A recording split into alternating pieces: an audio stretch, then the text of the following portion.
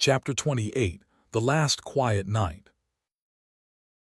The storm came in off the Pacific on Friday night, just as the forecast had promised, just as the worn photograph had always remembered it.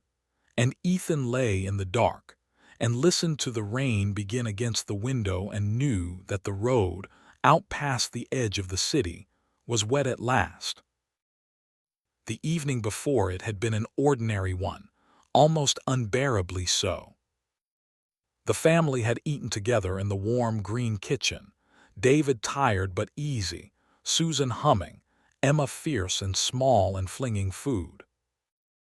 There had been a show on the television they all half-watched, and a small argument between the adults about nothing, quickly mended, and a bath for Emma, and the slow, ordinary winding down of a working family on a Friday night with the rain starting outside. Nothing in it was remarkable. Everything in it was precious beyond bearing, because Ethan moved through all of it knowing it might be the last such evening, that if he failed tomorrow, this warm, ordinary Friday would become, in the life that followed, a thing his mother could not speak of, the last whole night before the world broke. He memorized it, the way he had memorized his father in the basement and his mother in the gray Friday light. The show, the small argument, Emma's flung food, the particular way his father laughed at something, and the particular way his mother rolled her eyes.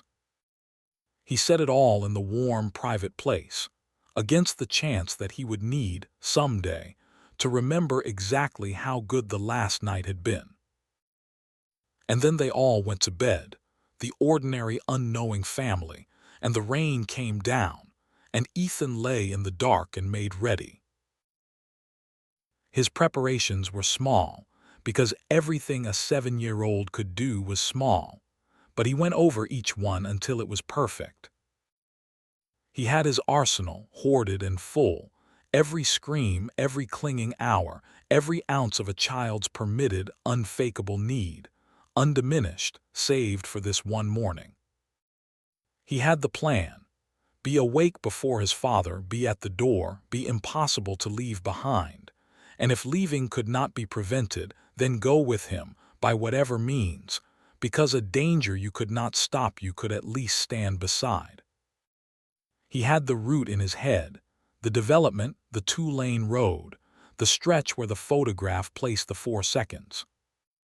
And he had the coal, silent, small, stalled at its wall, probably useless against a truck, but there, the one true power in either of his lives, ready if the impossible moment came when nothing else would serve.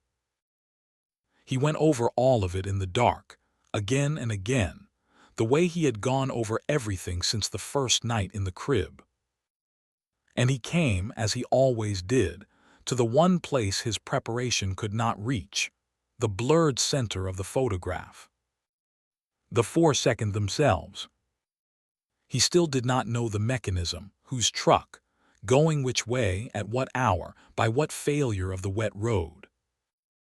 He had built every defense he could around a hole he could not see into, and tomorrow, if it came to the 4 seconds, he would be fighting in that hole, in the dark, against a thing whose shape he had never been allowed to know.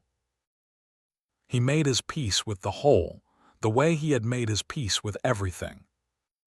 I cannot see the center, so I will not try to outplan it. I will be there as close as a child can be, with everything I have ready, and when the center comes, I will read it in the instant, and I will spend whatever it costs, and I will trust that being there, fully with everything, is enough. It was not a plan. It was a faith. But it was the only thing the hole left him, and he took it. The rain thickened toward midnight, and Ethan did not sleep, and did not try to. He lay in the dark and listened to the storm, and let the hours go by. He thought about the teapot, the very first change, the small white and blue proof that the future was not stone. He thought about the toaster, the fire smothered before it caught. He thought about the years of banking trust grain by grain, the coal grown breath by breath in the dark, the city combed for a drowned boy, the whole strange, impossible second life that had carried him here, to this rainy night, on the eve of the morning it had all been for. 5 years of patience and grief and cold, careful work, all of it pointing at a single wet morning now only hours away.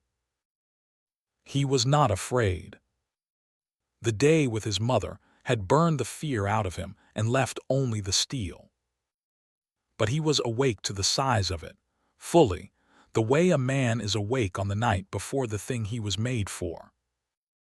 Everything he was, the buried man, the living boy, the sentinel, the sun, came down to the next few hours. He would keep his father, and unmake the widow and the gray childhood, and all the long ruin of the first life. Or he would fail, and the wet road would do again what it had done before, and Ethan would learn whether a man could survive losing the same father twice. Outside, the rain came down on the sleeping city, on the warm apartment, on the two-lane road out past the edge of everything, slicking it dark and ready. Down the hall his family slept, alive and whole, with no idea that their oldest child lay awake 3 rooms away on the most important night of 2 lifetimes, listening to the storm, waiting for the dark to end. Ethan Cole watched the gray begin at last, to gather at the edge of the curtains. The morning was coming. He was ready. He had been ready for 5 years.